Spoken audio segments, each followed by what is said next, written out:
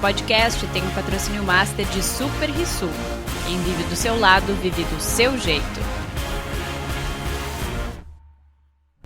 E o patrocínio de Colégio Santa Catarina, Hotéis Lagueto, Colégio Marista Pio XII, Universidade Fevale, Carburgo Novo Hamburgo e Calçados Beira-Rio.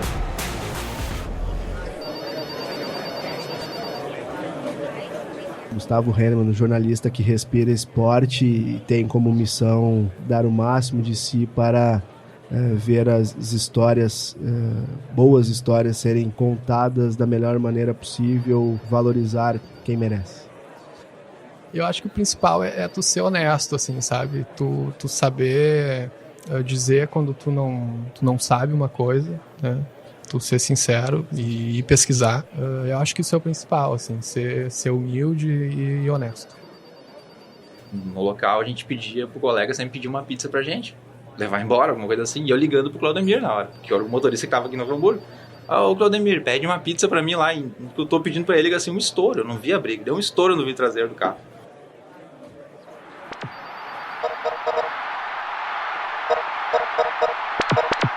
Planeta Bola não para. Muito obrigado pela presença de vocês. Bem, amigos, estamos aqui ao vivo para mais uma transmissão. Não, você não clicou no podcast errado. Esse é o podcast que fala sobre jornalismo e os 60 anos do jornal NH, mas os chamados pelo adorado PlayStation e os inconfundíveis sons do Pro Evolution Soccer e do FIFA de Play 1 realmente fazem parte desse episódio. Eles são jogos de videogame importantes em uma das histórias que a gente vai contar hoje aqui. Mais tarde eu te explico por quê. E lá vem mais! Olha a bola tocada, virou passeio! E depois, na minha segunda ida ao Mineirão, foi a semifinal Brasil e Alemanha, que foi o jogo aquele do 7-1, né? Aquele. Que é marcante, né? Ela é o sonho de muitos estudantes de jornalismo e a realização de tantos profissionais. E não poderia ser diferente aqui no Jornal NH, onde a gente tem histórias emblemáticas sobre a editoria mais querida das redações, a Editoria de Esportes. Neste segundo episódio do podcast da série A Notícia na Voz de Quem Estava Lá, a paixão e o profissionalismo lado a lado contam as histórias entre o balanço das redes, o coro das torcidas e o calor que vem das quadras, independente de quais quadras a gente esteja falando. Eu sou Marina Mendes e esse é o podcast A Notícia na Voz de Quem Estava Lá. No episódio de hoje, o Clube do Bolinha com Gustavo Henneman e André Reck, que estão na Editoria de Esportes há um bom tempo, e também o Tassiano, que é motorista e dá suporte logístico para a redação há mais de 10 anos.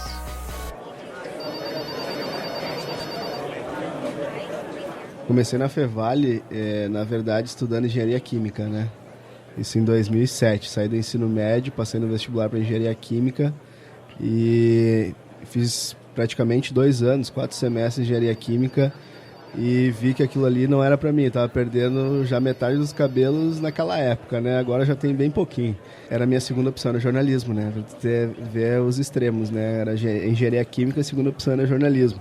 Por que a segunda opção era jornalismo? E até eu vou contar uma história, porque eu sempre fui apaixonado por esporte.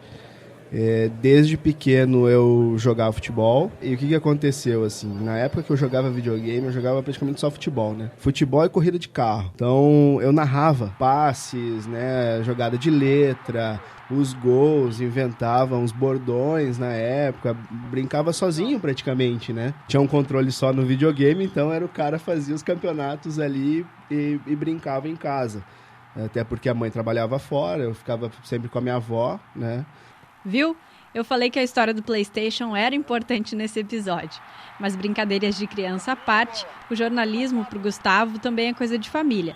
E pelo jeito, veio pra ficar. Querendo ou não, a família tem um pouco de veia jornalística, assim, né? O meu bisavô chegou a ser correspondente no interior do estado, em jornais da capital.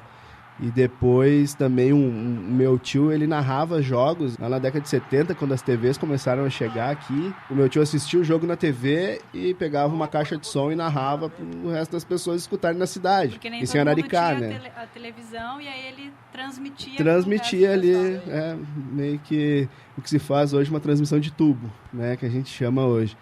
Então, foi mais ou menos essa questão que eu sempre gostei de narrar. Então, eu tinha sonho, na época, quando pequeno, de ser narrador. por exemplo, assim, né? Nunca testei essa veia para saber, né? Mas já fui repórter de campo aqui na Rádio ABC, né? Então, duas experiências fantásticas.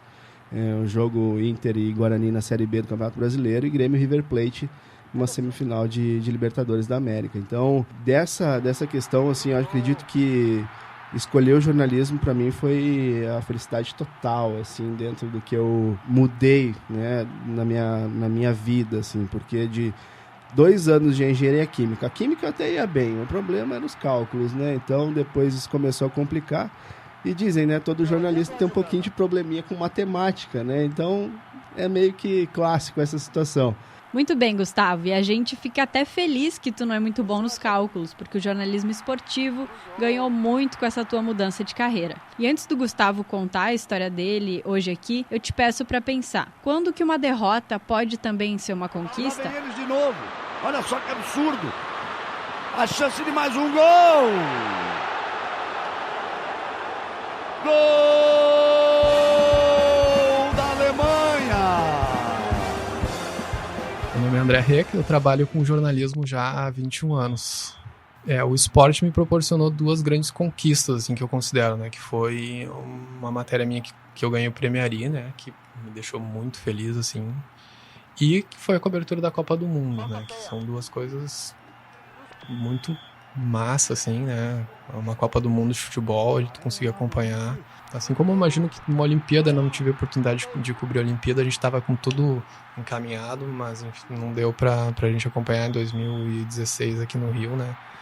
Mas a Copa do Mundo de 2014 foi um evento que eu consegui acompanhar vários jogos, assim. Eu fiz 3 jogos da seleção brasileira. Eu acompanhei Brasil e Camarões em Brasília, numa Garrincha, na fase de grupos ainda. Aí depois eu fui pro Mineirão nas oitavas de final, Brasil e Chile, que foi a minha primeira ida ao Mineirão, né? E depois, na minha segunda ida ao Mineirão, foi a semifinal Brasil e Alemanha, que foi o jogo aquele do 7-1, né? Aquele? Aquele jogo marcante, né? Marcante? Marcante, André. O André é sempre muito bom com as palavras, mas antes da gente contar esse momento catastrófico protagonizado pela seleção brasileira, tem uma história do Tassiano que envolve pizza, paralelepípedo e a antiga casa do Grêmio, o Olímpico. Nossa, foi uma pauta, eu e o Diego, fotógrafo. A gente cobria todos os jogos da dupla Grenal. E aquele tempo, não lembro bem direito que ano que era, mas era no Olímpico ainda. E o Grêmio tava indo mal, só perdia. E a gente sempre ia até os jogos, estacionava o carro no estacionamento da imprensa, ia lá, acompanhava o jogo, ficava olhando o jogo, né? E um pouquinho antes de sair, a gente pegava o carro no estacionamento e esperava o fotógrafo perto da sala da saída de imprensa. Então tu já descia antes para deixar tudo preparado, passar, enfim, e sair da vaga ali. Pra ajeitar tudo pra gente vir embora, né? Daí estacionei o carro na frente da sala de imprensa e o Grêmio perdeu de novo aquela vez, né? E eu não percebi que bem atrás de onde estava meu carro, tinha vários carros de imprensa estacionados, começou uma briga da torcida. E eu sentado dentro do carro, e naquela época a gente, como não jantava no local, a gente pedia pro colega sempre pedir uma pizza pra gente, levar embora, alguma coisa assim. E eu ligando pro Claudemir na hora, que era o motorista que tava aqui em Novo Hamburgo. Ô Claudemir, pede uma pizza pra mim lá, que eu tô pedindo pra ele, assim, um estouro. Eu não vi a briga, deu um estouro no vidro traseiro do carro. Daí eu olho pro banco de trás, assim, paralelepípedo em cima do banco traseiro. E eu abri a porta do carro e saí correndo. O retrovisor do carro do meu lado, quebraram mais uns vidros, estavam arrancando o limpador de para-brisa, tudo que estava ao alcance para eles quebrar os carros da empresa, estavam quebrando. E o nosso foi E daí aquele jogo terminou, acho que, não lembro, mas acho que era uma meia-noite terminou aquele jogo. E a gente foi sair lá do Olímpico, era 3 horas da manhã, porque daí tinha que fazer uma ocorrência, pode ter depois o seguro do carro, eu descobri, né, que o Olímpico pagou tudo depois, né. E daí tava chovendo, a gente teve que vir embora no frio. Com o carro todo quebrado. Com o carro quebrado, sem o vidro traseiro e na chuva. Nossa, tu e o Diego vieram naquele dia. E chegaram aqui, tinha pizza? Não. Ah, não, daí tinha pizza ainda. Mas não consegui mais buscar, né? Porque a gente pede pra buscar na volta. Pra buscar na volta e 3 horas da manhã não tinha mais pizzaria aberta pra pegar a pizza. Daí acabei indo pra casa sem jantar. Sem jantar mesmo. Olha só que absurdo. Essa história aí foi o legítimo saudades do que a gente ainda nem viveu, mas em relação à pizza, é claro. Agora eu quero propor um exercício para você que está me ouvindo aqui. Tenta lembrar onde você estava no dia 8 de julho de 2014. Talvez para quem não é tão ligado em futebol não vai lembrar assim de cara. Mas se eu disser, onde você estava quando o Brasil foi goleado pela Alemanha na semifinal da Copa do Mundo de 2014? E agora com as nossas lembranças pessoais sobre esse fato, o André Reck vai contar a história dele. A Alemanha saiu 1-0 na frente e tal, e os outros 4 gols saíram, acho que em 10 minutos. Foi assim. tudo muito rápido, né? E aí, cara, tu olhava, tava o estádio em silêncio, assim, todo mundo se olhando, umas pessoas, as crianças chorando, assim, torcendo, né? E tu via que, ninguém tava entendendo o que tava acontecendo, todo mundo se olhando, assim, o que é isso? Né? Como assim? Tá 5-0 pra Alemanha. Em casa, né? Né? Foi realmente muito marcante esse jogo aí.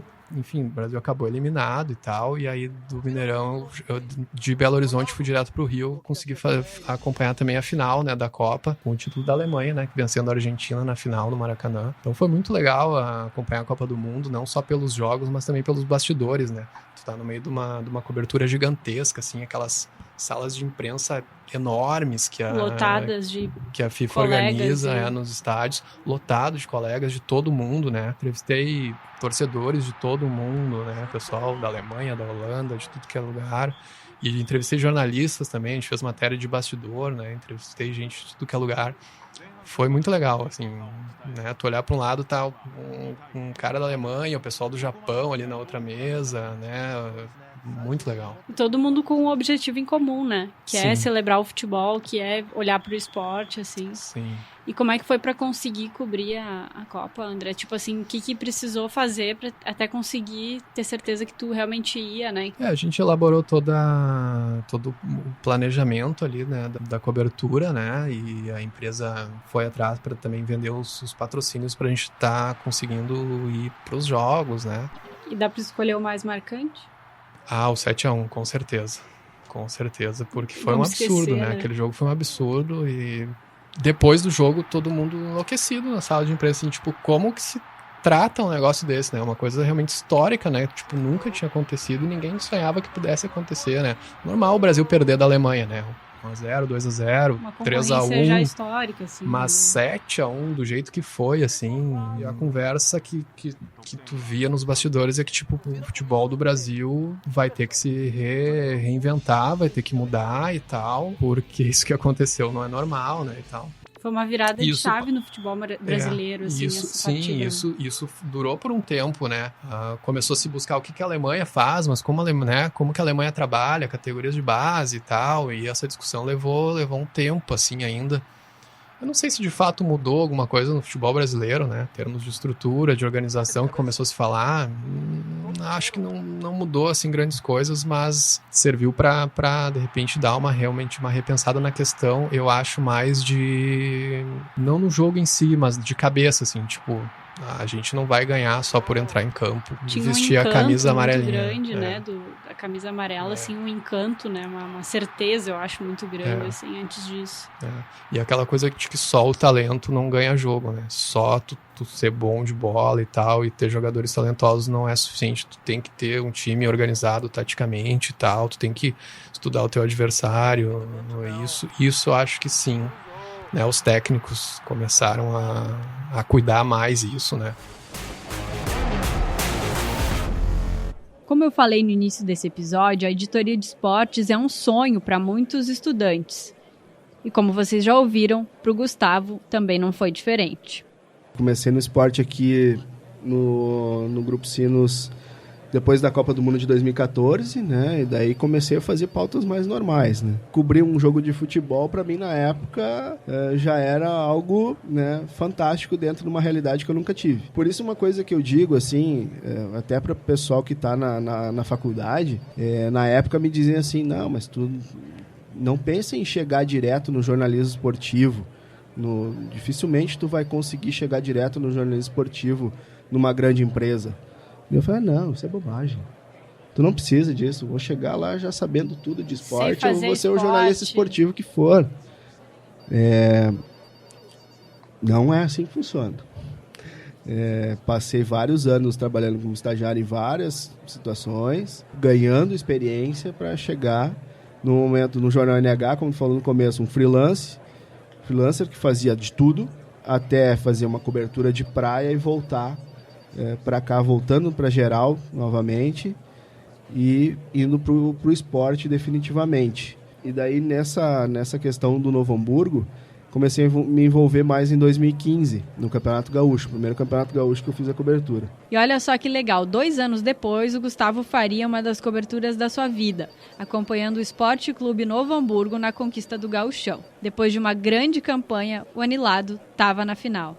Bom, primeiro jogo no Beira-Rio, Novo Hamburgo está ganhando do Inter no Beira-Rio. O jogo foi 2-2. O Novo Hamburgo está vivo. Por que não ganhar, né, esse título? Chegamos bem cedo, eu, o Juarez Machado, fotógrafo aqui do grupo, e o Hamilton Belmonte, que era na época o nosso colega aqui também da empresa, agora já não trabalha mais com a gente, para fazer essa cobertura. E o lance era acompanhar a torcida, a chegada dos torcedores do Novo Hamburgo, enfim, toda a movimentação, mandar material para cá já para site, para rede social, alguns cases de fotos de pessoas, de torcedores que estavam lá. E daí eu escrevi, né, comemoração, tu acaba comemorando depois do título junto, mas ao mesmo tempo já ia escrevendo, sabe? E tu tinha ali 5, 10 minutos para mandar para cá, para poder fechar. Deus do céu, torcedor! Eu nunca tive na minha vida essa oportunidade de acreditar que o Noia vai ser campeão na cobrança do pênalti do zagueiro Pablo. Capricha, Pablo! Vai pra bola, respirou fundo, partiu, Pablo, bateu!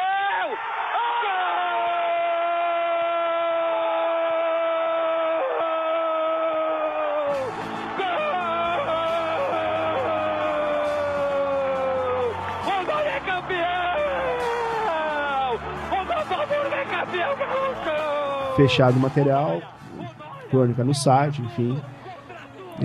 E desci daí pro gramado, consegui fazer uma foto com a taça do título do Novo Hamburgo, que hoje está ali no Memorial, no Estádio do Vale.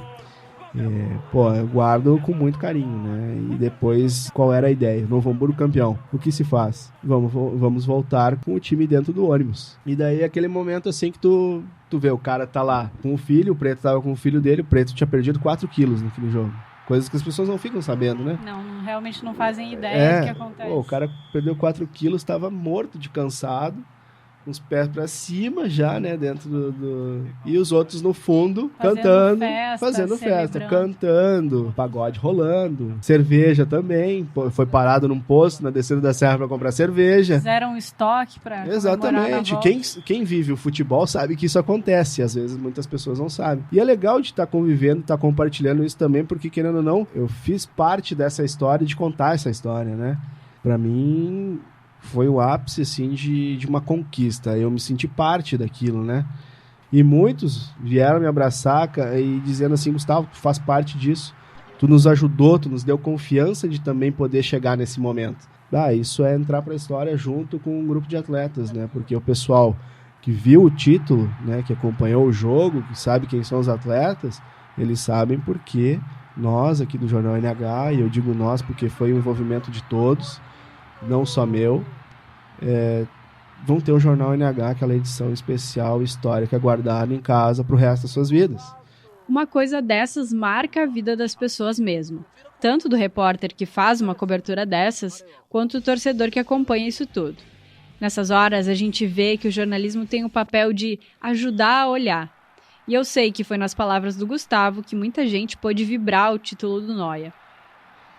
Nesse sentido, o André Reck, que é editor de esportes, faz um papel que eu considero fundamental no jornalismo local, que é dar espaço para outras categorias e modalidades esportivas. Quando eu assumi como editor de esportes, eu falei para o Jason, que é o nosso editor-chefe hoje do jornal, né, o Jason Rodrigues. Falei, Jason, cara, eu não sou um especialista em futebol, eu gosto de futebol, sempre joguei futebol, eu acho que eu entendo mais de tênis do que de futebol, meu esporte número 1 é o tênis, eu joguei tênis dos 13 aos 18 anos, eu jogava campeonato e tal, então eu sou muito mais do tênis do que do futebol, mas eu falei, cara, eu não sou um especialista de futebol, tipo, A galera sabe o time do Inter, do Grêmio de 1993, sabe? Pô, eu não sei essas coisas, né? Daí ele me disse, cara, não, eu preciso de alguém ali que tenha experiência jornalística mesmo, pra ser o editor, mas saiba fazer jornalismo, né? Jornalismo em si, né? Mas principalmente isso que tu me perguntou, de começar a abrir mais espaço para outros esportes além do futebol, né? Que foi na pegada da matéria essa que eu fiz pro Premier, né? Então eu quero que tu abra espaço pro punhobol, pro bicicross, pro tênis, pro vôlei, sei lá, pro muay thai, pro jiu-jitsu, pra patinação, né? Vamos começar a trabalhar mais outros esportes, fazer reportagens com o pessoal daqui que pratica outras modalidades e tal. Claro, vamos acompanhar o futebol, com certeza, né? Até porque se não sai dupla Grenal na edição, o pessoal liga pra cá, né? O pessoal tem um envolvimento, pede por isso. Mas os outros esportes também pedem espaço, né? Isso. Então foi mais ou menos por aí que eu achei meu espaço, digamos assim, dentro do esporte, né? Porque realmente lógico que acompanho futebol, mas eu não sou um especialista em futebol, aqueles caras que citam as escalações de trás para frente dos times de todos os anos e tal, né?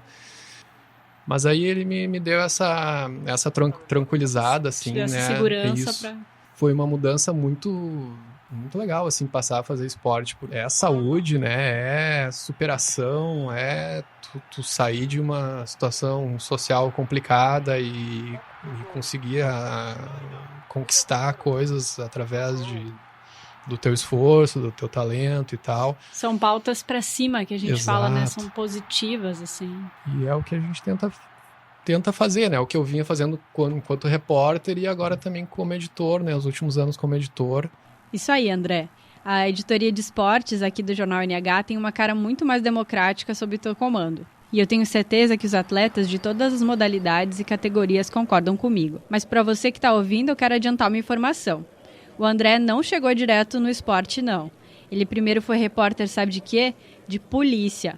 Isso mesmo. Mas isso é história para um próximo episódio. Aí até depois o Ero Miranda, na época, o editor de polícia, ele me disse, cara, quando tu fez o teste eu já tinha escolhido um outro repórter. E aí ele me falou que o detalhe que fez ele resolver me escolher, a matéria do teste era sobre as câmeras de segurança, que mesmo tinham colocado em Novo Hamburgo. Uma coisa que estava começando por aqui. Isso. Aí eu fiz a matéria normal, o texto ali, né? E resolvi fazer um quadro, assim, com os endereços de todas as câmeras. Ele disse que foi isso que me deu a vaga, né? O podcast A Notícia na Voz de Quem Estava Lá chega ao fim de mais um episódio, com vitórias e alguns percalços, claro. No próximo, você vai conhecer outras histórias sobre uma das editorias mais excitantes dos jornais, a Editoria de Polícia. A equipe desse podcast é formada por Marcelo Colar, com suporte da Rádio ABC, e eu, Marina Mendes. A gente se encontra na próxima.